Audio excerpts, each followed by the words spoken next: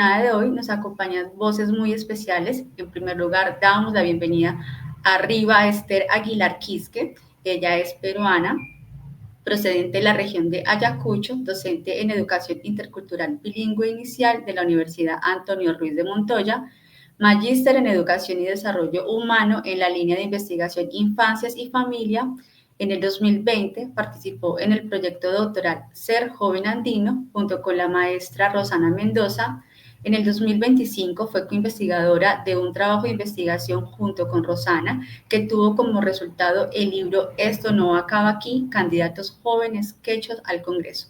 Actualmente se desempeña como voluntaria en una biblioteca itinerante en la ciudad de Ayacucho y como traductora en la Central de Interpretación y Traducción del Ministerio de Cultura.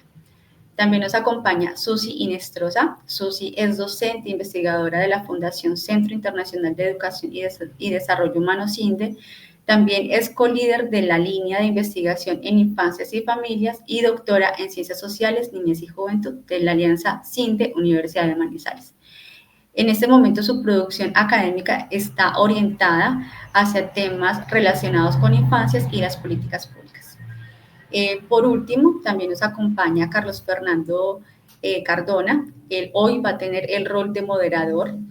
Fernando es docente investigador del CINTE, educador facilitador, mentor interesado en las paternidades cuidadoras y corresponsables en otras formas de ser masculino, en la educación sexual integral, en la paz cotidiana. También es magíster en desarrollo educativo y social, con una especialización en políticas del cuidado en América Latina, con enfoques de género y con una licenciatura en educación básica con énfasis en ciencias sociales.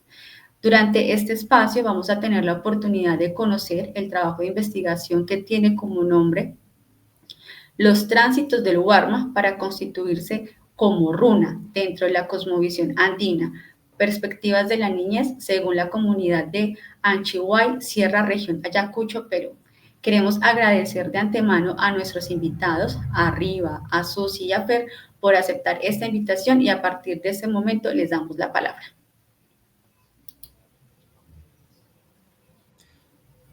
Vale, bueno, Claudia, muchísimas gracias por hacer la apertura al espacio, por hacer la presentación. Entonces, sin más, bienvenida Rina, bienvenida profe Susi. Espero que se encuentren muy bien. Vamos a iniciar esta conversación sobre este tema que nos trae principalmente Rina, sobre las infancias en Perú, en esta región del Perú. Y para empezar, quisiera preguntarle a Rina, desde esta investigación que ella realizó y seguramente viene realizando todavía, ¿qué aprendimos de los niños y niñas de Anchihuay, Sierra? Y además, ¿cómo construimos una relación ética y significativa que nos permita comprender su mundo desde dentro?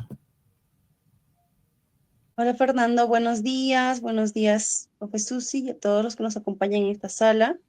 La investigación, desde un principio, trabajar con niños supone retos, pero también supone reivindicaciones a lo largo de la investigación que se ha hecho frente, ¿no? Con los niños y niñas, de acuerdo a todo lo que se pudo averiguar y hacer una lectura sobre los antecedentes, ¿no? Que abordaban las niñeces, al menos en el Perú. La mayoría de estas investigaciones se inclinaban a abordar el niño como problema, el niño desde la salud, ¿no? Física y problemas conductuales y emocionales. Pocas investigaciones, al menos desde el corte, desde la subjetividad, se acercaron a los niños para recuperar sus voces y sus pensamientos, ¿no? Entonces, nosotros también decidimos acercarnos desde esta mirada con los niños y niñas, teniéndolos como fuente principal de participación, sus voces, ¿no? Sus voces, a través de cómo construyen su identidad, qué los marca, cómo entienden ellos el mundo donde habitan, en los aprendizajes y todo lo que tiene que ver, ¿no? Con sus deberes, con las cosas que hacen en casa, en la escuela, y ello entonces eso ha significado acercarnos a los niños y niñas, y esto es importante, ¿no? A trabajar desde la ética con los niños. Es importante también que ellos tengan este sentimiento y de decidir si participan en la investigación, qué es lo que implica hacer, trabajar con ellos, porque también tienen esta voz, ¿no? De decidir, de decisión, de ser subjetivos frente a lo que viene pasando en su entorno. Así fue como fuimos construyendo la investigación con la profe Susi a lo largo de estos años en los que también fui parte de la maestría, y creo que CINDE aportó mucho a eso, ¿no? Acercarnos a estos otros espacios desde esta mirada tan sensible.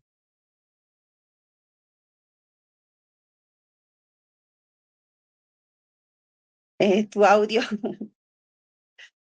Ay, perdón. Gracias, Rina. Vale, interesante esto que mencionas como de, primero, un reconocimiento de la complejidad de las infancias en sus contextos territoriales, históricos que sobrepasan estas visiones que los reducen a lo biológico o a una mirada médica, sino como a más bien abrirnos al reconocimiento de sus potencialidades y del reconocimiento también de su voluntad, ¿no? De si deciden o no participar en la investigación. Eh, y creo que aquí podríamos profundizar un poquito más que aprendimos de los niños y las niñas de Chihuahua y Sierra. Em, Es como la...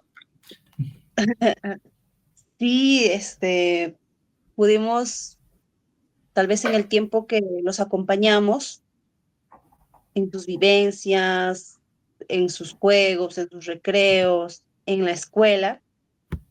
Los niños conocen muy bien lo que pasa en su entorno. Los niños son conscientes de los desafíos que enfrenta el territorio donde habitan, porque al ser un territorio con historia, con procesos históricos dentro de la vulnerabilidad, dentro de la violencia, y que hay una violencia que aún persiste actualmente, son vulnerables, ¿no? También aprendimos que muchos de estos niños se sujetan a las decisiones de los adultos, que saben que lo que ellos puedan sentir no simboliza mucho, ¿no? En la vida adulta, sino los adultos terminan decidiendo. Por eso es que muchos de ellos se movilizan constantemente, saliendo, acompañando a sus abuelos, a sus padres, a las ciudades cercanas, ¿no? Donde ellos salen a trabajar, porque no hay un desarrollo económico activo que genere ingresos para la familia.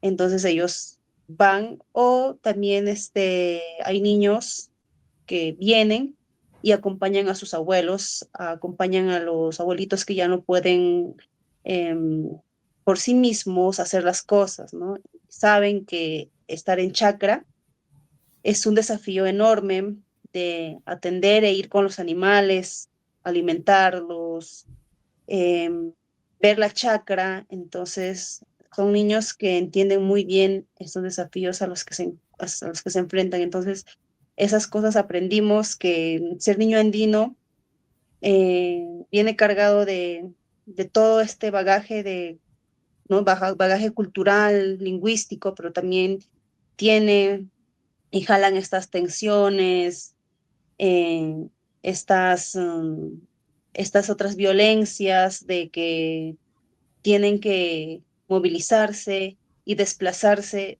no dependiendo de sí mismos, sino de alguien más, ¿no? Y estar al cuidado de otros cuidadores que no son papá ni mamá. La mayoría de ellos viven solos, viven con la abuela, con el abuelo, con las tías, ¿no? Y, y hay esa precariedad. Entonces manifestaban ellos, o en sus dibujos, que cuando hicimos las cartografías presentaban esto, ¿no? La comunidad, pero también las principales cosas que se estén en la comunidad porque ellos van día a día, ¿no? Antes de venir a la escuela o al jardín, hacen los deberes muy tempranito, saliendo de la escuela también vuelven a hacer, ¿no? A encargarse de estos deberes, entonces ellos juegan un rol importante y, y no se pueden demorar mucho, ¿no? A veces aprovechan los espacios de la escuela para recrearse, pero luego van deprisa porque tienen que ayudar a papá y a mamá. Entonces, ese es un desafío enorme que se aprende. Ser niño andino es también vivir en todas estas, en todos estos labores que se hacen, ¿no? Y el juego no necesariamente es algo primordial, pero ya buscan ellos otras formas de juego también, ¿no? Y de recreación.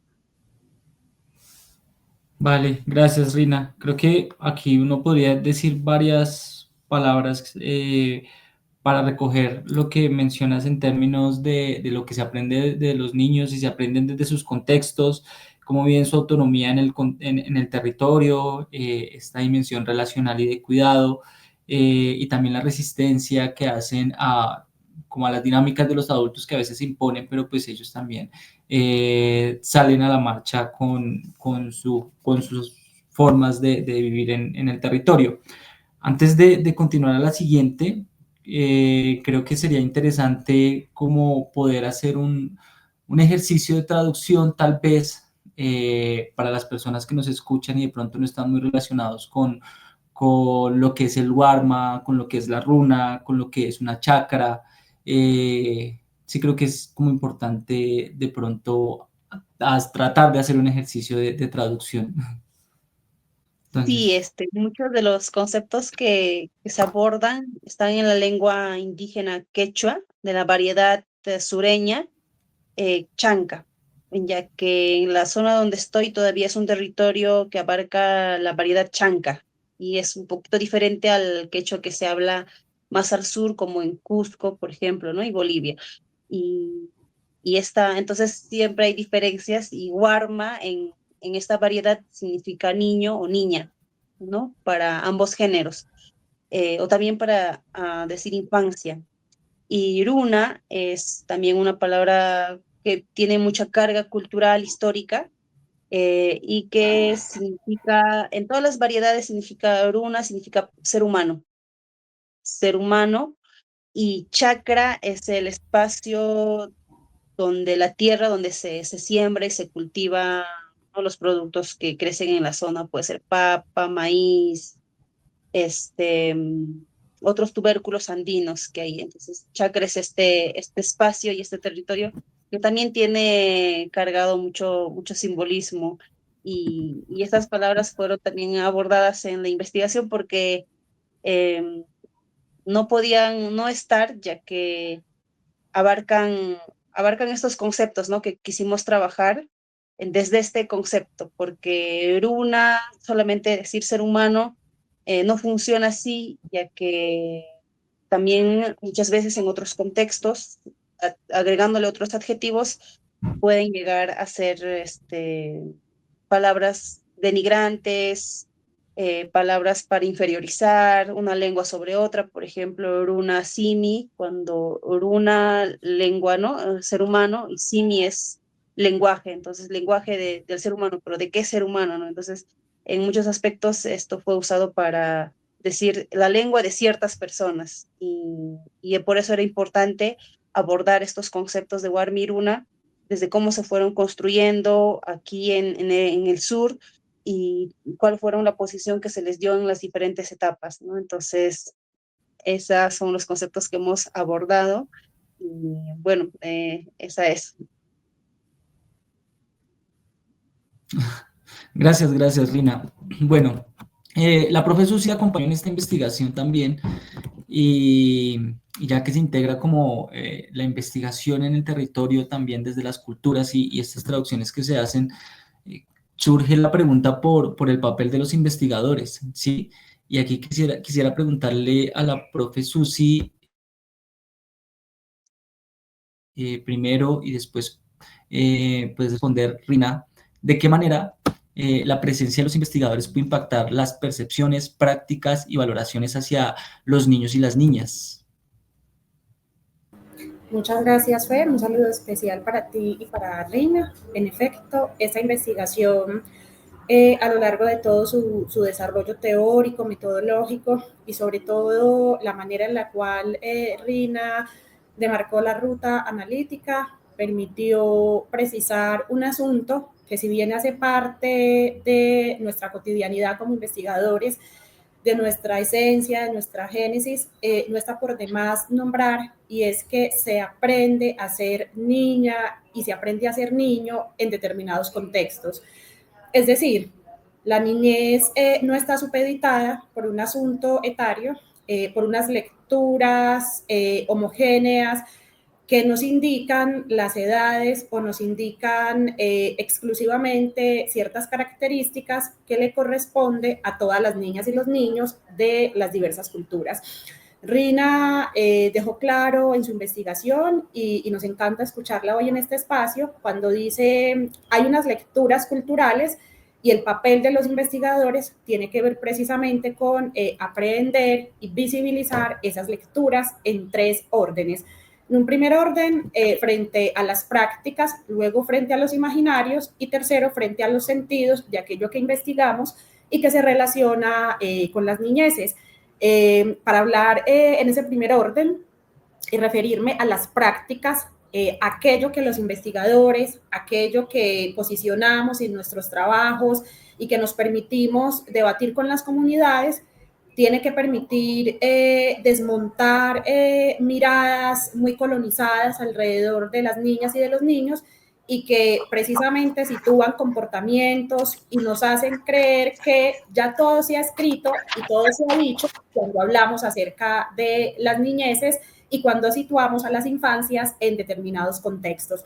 Entonces creo que esta primera contribución, este primer aporte de la investigación de Rina y el papel del investigador se centra entonces en ese primer pilar, en rebatir esas prácticas que son sociohistóricas y que creemos que están instauradas, que nos pertenecen y que creemos que son un único referente para leer a los sujetos, pero que cuando las niñas y los niños nos dicen, ojo que en mi territorio yo juego de esta manera, yo aprendo a ser niña de esta otra manera, a mí la cultura o la familia me orientan de esta manera, eso implica que haya que visibilizarlo, nombrarlo también.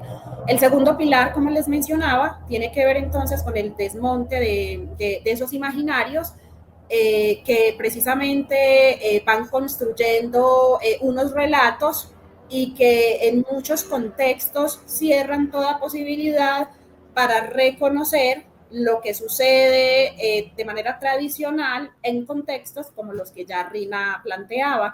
Y eso es importante, ¿cierto? No es menor porque desmontar esos imaginarios es lo que nos permite en el campo de la investigación situar lo que denominamos las otras infancias. Sobre ellas, con ellas tenemos que hablar, tenemos que investigar y la academia tiene que permitirse mirar los diversos matices, no solamente en blanco y negro, la historia de las infancias.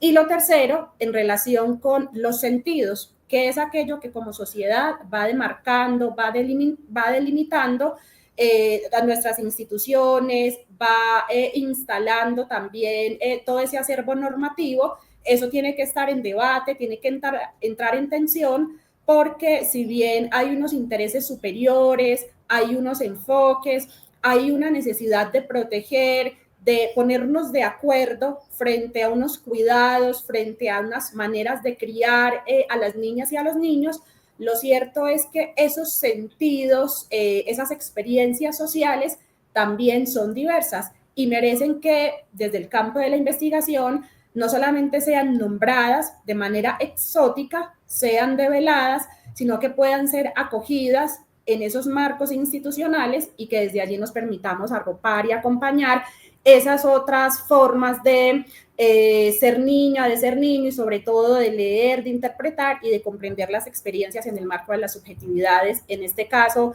en una cultura en particular y en unos contextos atravesados por unas crianzas que se van debatiendo entre el deber ser, lo que espera la sociedad de nosotros como niñas, como niños, lo que acompañan las familias, nuestras comunidades y finalmente lo que el investigador como actor externo termina leyendo de las niñeces. Muchísimas gracias, profe Susi. Creo que son elementos claves los tres que mencionas. Esto de el reconocimiento de los diversos sentidos, pero también las disputas que se dan ahí por los sentidos. Eh, eh, en la medida que algunos buscan ser homogéneos, ¿no? Que buscan montarse imaginarios homogéneos y homogenizantes sobre lo que son las infancias.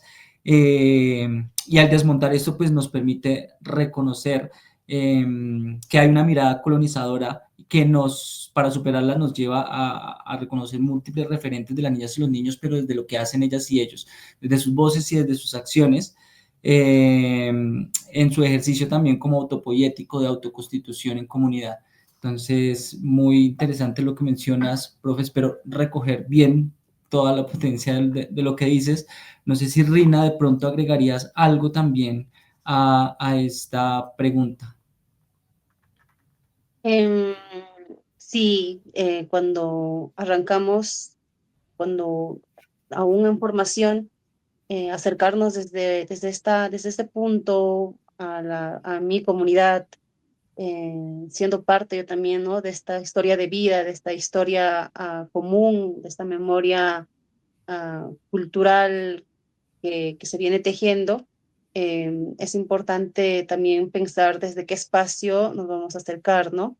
Y, y pues siempre genera esto a veces tensiones, porque sí, hoy en día hay mucha extractivización sobre lo cultural, sobreponer, ¿no? Muchos temas en disidencia, pero luego eh, generan polémicas, sin embargo, se quedan ahí, ¿no?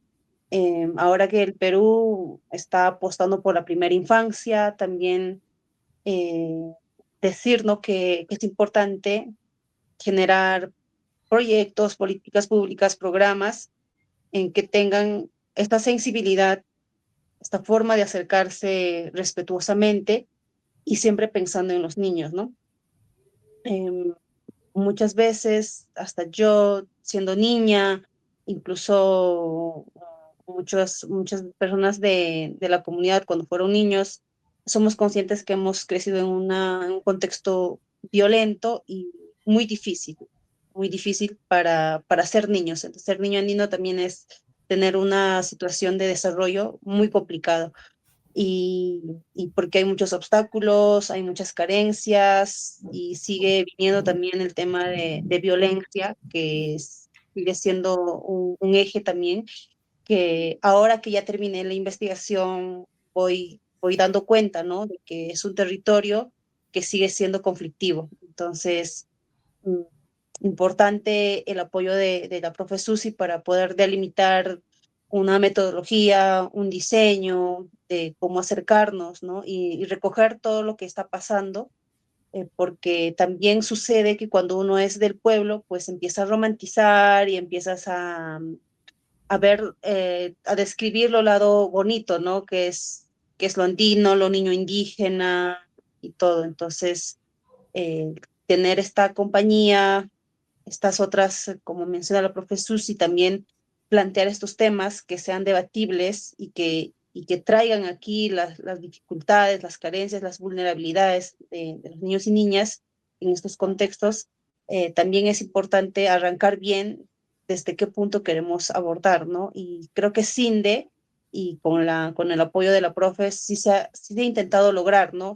Surgieron perspectivas emergentes, sí surgieron perspectivas que nosotras no habíamos logrado ver en ese momento, pero durante la construcción de la investigación, al acompañar a los niños y niñas, surgían, ¿no? Surgían temas, surgían como por ejemplo, me recuerdo mucho cuando los consejos, ¿no? Siempre hay los consejos, hay que escuchar los consejos de los adultos, pero muchos de estos consejos venían disfrazados de responsabilidades que tenían que adquirir los niños y niñas. Y esto surgía en los diálogos con los sabios, que también ellos, al igual que recibían estos consejos de los mayores, también repetían ¿no? Estas palabras a los niños y los niños venían cargados de todo eso. Entonces, reconocer estas otras cosas que tal vez para nosotros en su momento no fueron tan palpables, pero estaban ahí, ¿no? Y sigue habiendo muchos otros temas que surgieron en este proceso, en este camino, pero ahí es importante, como ahora que me brindan este espacio, para yo también volver a revisar la investigación, volver a entenderla, ver también, ¿no? ¿Qué otras perspectivas empiezan a surgir? ¿Qué otros puntos son necesarios abordar para seguir comprendiendo la niñez? Es muy amplio comprender la niñez. Nosotros solo abarcamos un puntito muy, muy pequeño de esta parte Sierra Sur, pero esta Sierra Sur muy diferente a las otras zonas quechuas del Perú, porque es una zona ya límite con la Amazonía. Entonces es una sierra que tiene una dinámica diferente en cuanto a la crianza de ganados, a la producción de productos. Entonces es muy diferente porque el acceso ya es inaccesible. Entonces hay muchas otras dinámicas, ¿no? Y hablar de todas estas de comprender este ser niño Warma, se ajusta a este contexto, pero sí hay otros pueblos que también tienen estas propias formas de, ¿no? de seguir comprendiéndolas. Entonces, sí somos conscientes de eso, entonces también es para nosotras, sí, ¿no? O al menos para mí, que estoy más cerca de este contexto, seguir siendo esta inquietud, ¿no? Quedarme siempre con esta inquietud. Súper, Reina, creo que es importantísima la invitación que te haces y yo creo que nos podemos hacer entre todos y todas, y es seguir trabajando para seguir ampliando y profundizando los sentidos que existen en los territorios sobre las infancias, y que eso implica pues un posicionamiento crítico del investigador en esas lecturas que pueda hacer de la realidad, pero también en esas posibilidades de transformación del mundo con las infancias, con los adultos, con todas y todos. Creo que ha sido un espacio muy, muy nutrido. Nos queda esa investigación, no, esa invitación a seguir ampliando los sentidos. En este momento le voy a dar el paso a nuestra compañera Claudia, que va a hacer finalmente el cierre. Muchísimas gracias, Rina, muchísimas gracias, profe Susi. Espero que estén muy bien y les mando un abrazo muy fuerte. Adiós, cuídense, muchas gracias. Gracias, gracias.